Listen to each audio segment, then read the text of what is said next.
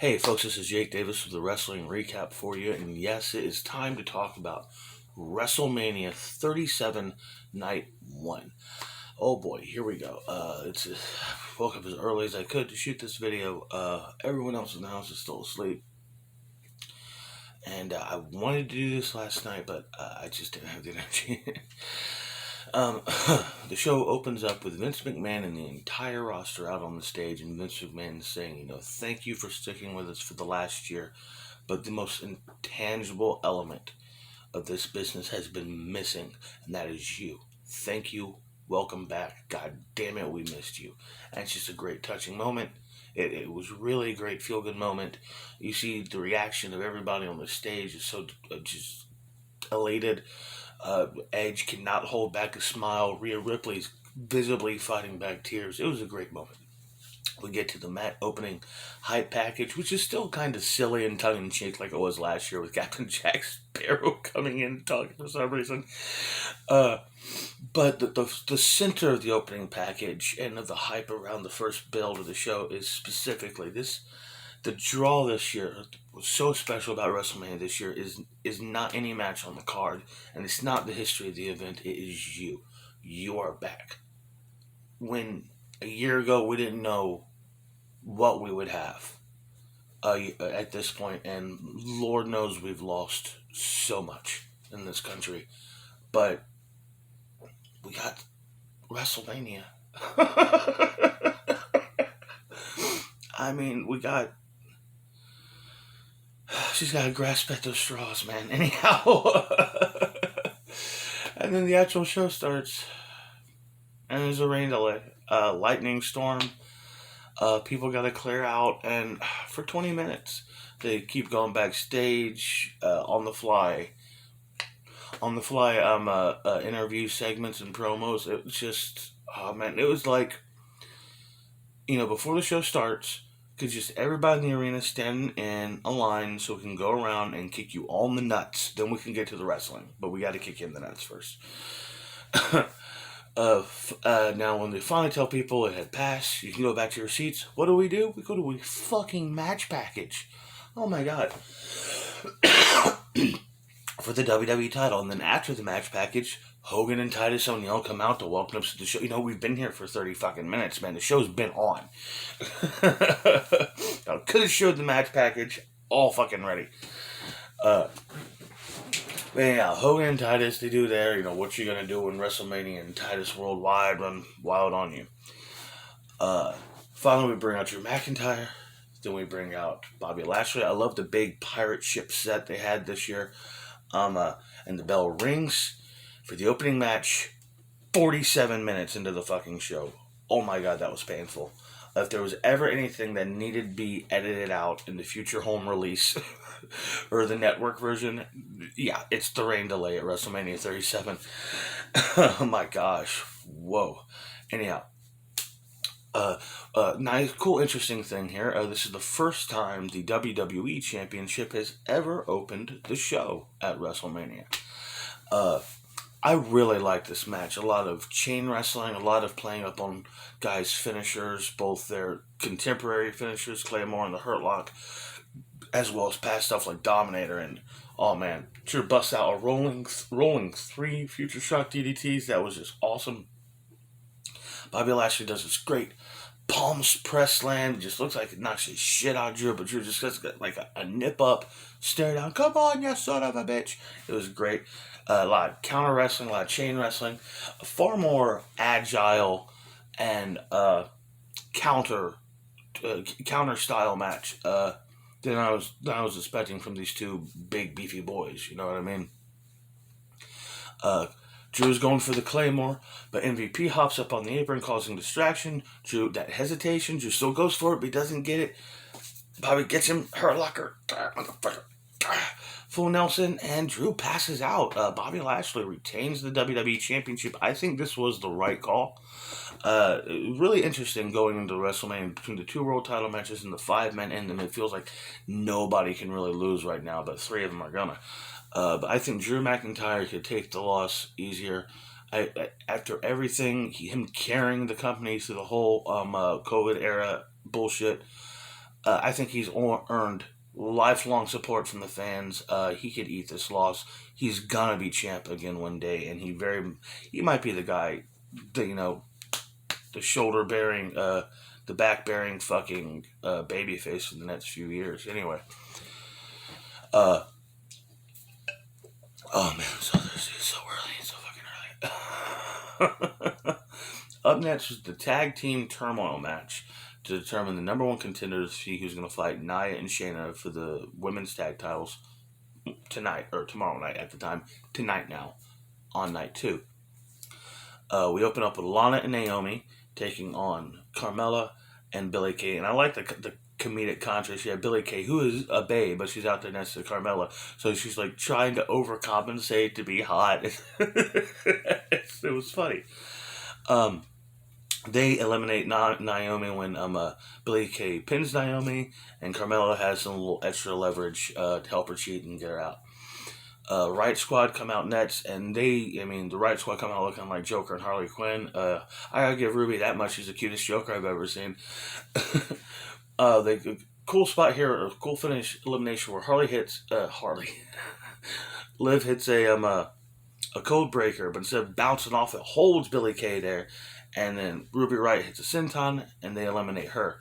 The fourth team, is Dana Brooke and Mandy Rose come out wearing pink and the long blonde hair. They look like the Barbie Beef Twins. Mandy Rose slips on the entrance ramp. That was a shame. Yeah, she's rolled with it though. They get eliminated when Mandy gets blind. Dana tags Mandy in with the booty blind tag. I condone. I support the booty blind tag. I want to see it more often, especially on Mandy Rose. It looks like they haven't won, but Liv Morgan, I forget what it is, like a superplex maybe, I think it is, but it looks like she has the win.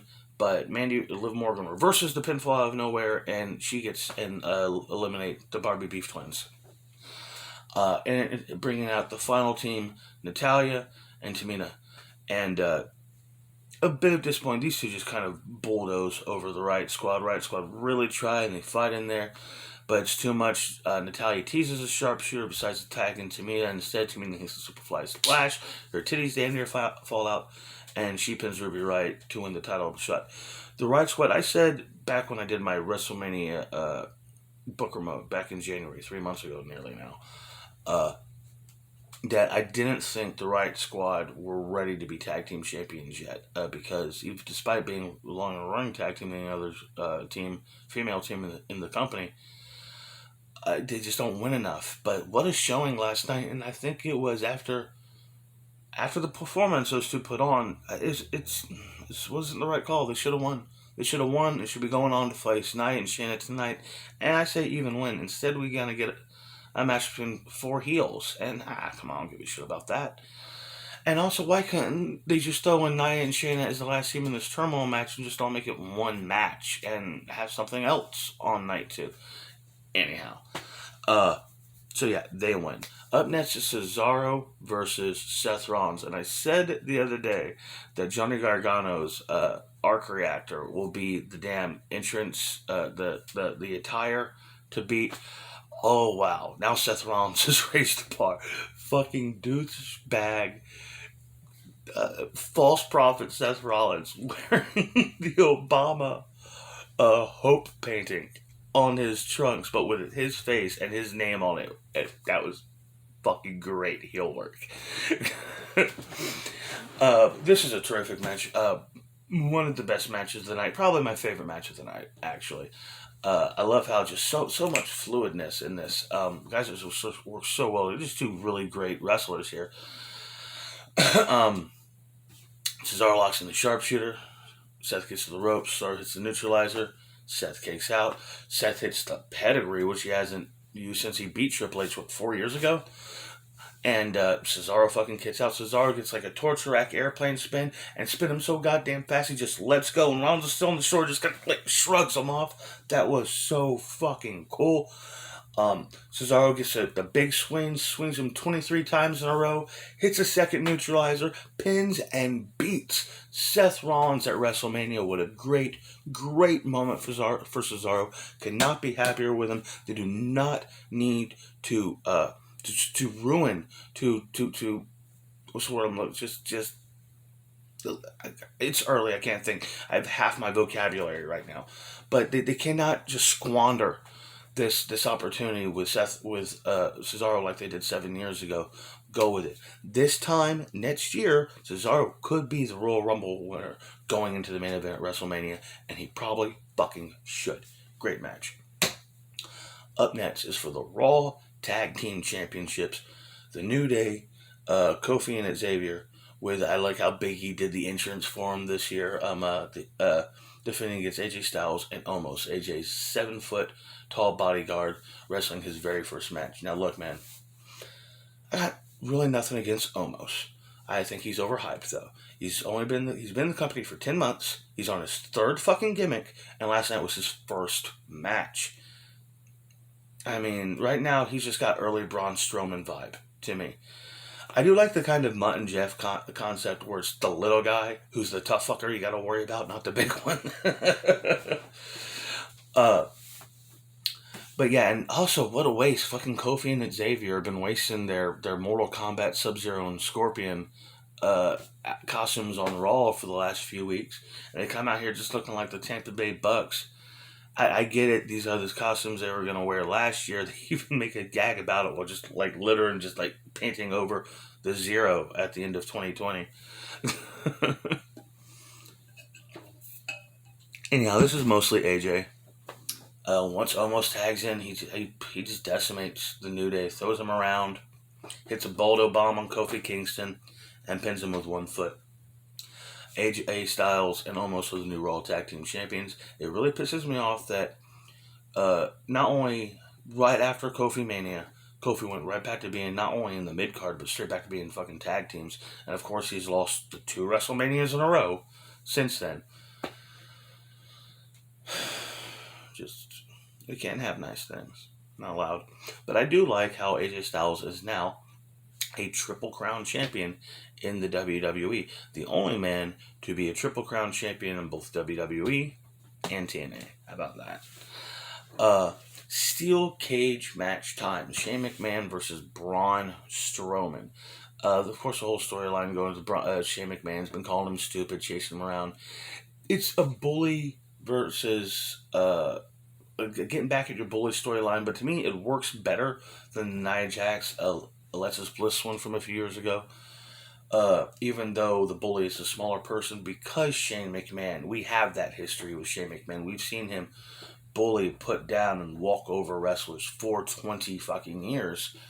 And even when he was managing guys like Booker T and Big Show and other dudes over the years, he always seemed to act like, "Oh, I'm the real star, not you. You just my talent." Yeah, so it made sense to him bullying. Of course, Elias and Jackson Riker jump Braun before the bell before he even gets in the steel cage. And also, real quick, cool thing here.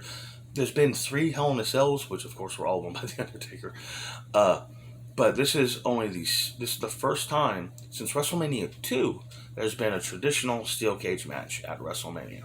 I mean, shit, there's a shitload of people on the roster, on the card this weekend who weren't alive during WrestleMania 2.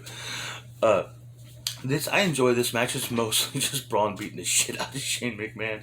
My favorite spot in it is Shane's climbing up to the top of the cage. Riker and Elias on the outside trying to help him over. Braun Strowman bounces off the cage and everybody just falls off. That was great. Of course, the finish is, oh man, great spot where Shane's on the other side of the cage and Braun's still on the inside. Braun punches down the fucking cage panel and just pulls Shane back in. That was some Batman shit right there, man. And of course, the finish is, Shane's on the top of the cage, Braun's on the top of the cage, Braun got him by his collar, screams in his face, "Who's stupid now?" and throws him off back into the ring. Climbs down, hits a completely obligatory, or completely unnecessary running power slam, a Davey Boy slam, and pins him to win the match. I really enjoyed this match. This was just this was the beating you wanted to see a McMahon get at WrestleMania for years. You know what I mean? Especially Shane. Since we've had to see him, he was the babyface against AJ Styles. He gave Taker a run for his money. He fucking beat The Miz a few years ago. It's like, come on, man. Can somebody kick this guy's ass? We have our Hall of Fame, the Hall of Fame class of 2020 come out and take their bow, which is like JBL, the NWO, some guys like that, William Shatner. Shatner wasn't there, neither was Jushin Thunder Liger.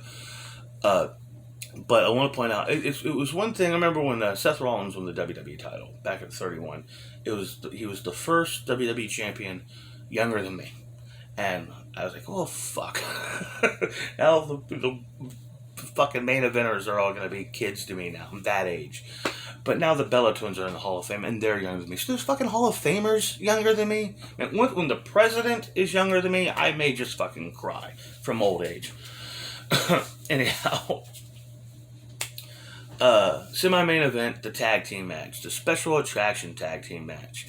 The Miz and John Morrison taking on Damien Priest and Bad Bunny. And you cannot tell me Bad Bunny wasn't just handed down Becky Lynch's scrapped semi-truck entrance from last year. Look, I could care less about Bad Bunny. I don't give a shit about his music. He's just been shoved down our throats. I hate that stupid fucking poodle haircut of his. He's just been really irritating the shit out of me the last few months since the Royal Rumble. I don't care how big of wrestling fan. See, I'm a big wrestling fan too. And if I was a rock star or a movie star or even an athlete and I had an opportunity to compete in a kayfabe match at WrestleMania against one of these great guys, I would do the job. Lay down. You're not a fucking wrestler. And it fucking bugs me. That shit bugs me. I mean, I guarantee you, I don't like fucking Jake Paul either, but I bet you he eats a stunner tonight. Not Jake Paul. Jake Paul's the more douchier of the two, isn't he? Logan Paul. I bet you he eats a stunner tonight. Anyhow, that being said, fucking Bad Bunny did a terrific job in this match. He starts the match, able to get scrappy and have some right hands with the Miz. The first several minutes of the match was just Bad Bunny and Miz. That's what the storyline. That's what it was originally going to be until last Monday. Miz eventually starts tagging in Morrison, and Miz and Morrison just beat the shit out of Bad Bunny for a long period of time. Priest finally gets a hot tag and comes in like a house of fire. I'll point out one really cool thing. Of course, I love how they use the holograms and shit for WrestleMania since like 34. But this was awesome. Damien Priest doing his arrow. Always, you remember in NXT, you always shoot his arrow into the Titantron and his name will light up on Titantron on fire. He did this with a hologram shooting straight up into the Tampa sky, and then the hologram of his name in fire in the sky. That was so fucking cool. But yeah, he comes in like crazy. He goes for the crossroads, but is reversed into the skull crushing finale. I thought that was it. I thought that was fucking it. Bad Bunny makes the breakup. Eventually, Bad Bunny gets an assist, kind of launched off of Damien Priest onto The Miz to pin The Miz. The Miz is the ultimate fucking professional, but he's never going to get any respect from the fans no matter what, which really pisses me off. And he's always made to look like a chump, even when he's the babyface. I remember a few years ago, Bray Wyatt, not the Fiend or traditional swamp cult leader Bray Wyatt, but fucking fuzzy ass sweater, Bill Cosby motherfucker, Fred Rogers cocksucker bitch. That Bray Wyatt beat the shit out of The Miz when he had broken into The Miz's house, terrorized his children, and Miz was the face. Miz can't even get his heat back when he's in that situation. The man's mistreated. The man's just mistreated. Anyhow, yeah, this was a really entertaining match, one of the funner ones of the night, and the better of the 3 tag matches we saw tonight. I also forgot there's this great spot in the Raw tag match earlier where AJ Styles does his phenomenal forearm, but gets springboards over the ropes, and then leapfrogs over Omos, and then hits the forearm on Xavier Woods. That was badass. Main event time. Bianca Belair, the Women's Royal Rumble winner, challenging Sasha Banks for the SmackDown Women's Championship, or at least the main event for night 1. As I agree, if you're going to have 2 Royal Rumble winners, the 2 nights of WrestleMania, those should be your main events. Very happy about this match. The build to it has been just awful. All of the women title matches have been, which is like, 3-minute matches? What fucking year is this? We're really going back to that shit now? The Divas era shit? Hell, bring back Braun panties. I volunteer Mandy Rose. Anyhow, and Alexa Bliss and Sasha Banks. Anyhow, this was a terrific match. I liked Sasha's new look. She comes out with the a little more green than blue. Cool look. And I don't think it was supposed to be any kind of like cosplay or anything like that, but it's a great look for her. I mean, this is just a traditional, straightforward, one-on-one championship match. Everybody hit the main shit.